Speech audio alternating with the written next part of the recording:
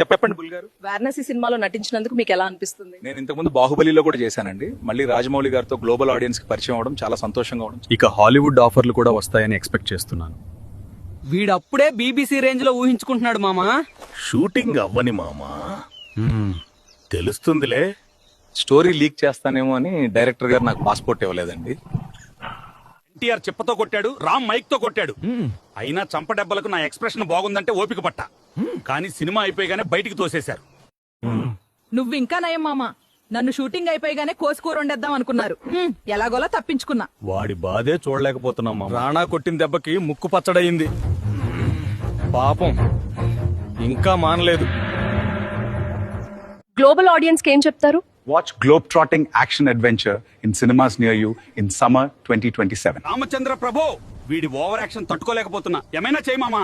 పదండి, అందరం కలిసి రాజమౌళి గారిని రౌండ్ అప్ చేద్దాం. క్యారెక్టర్ ఆర్టిస్టులు మీకే అంతుంటే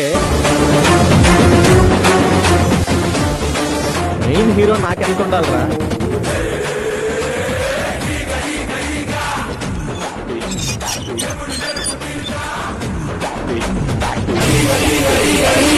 పెట్టేద్దామా?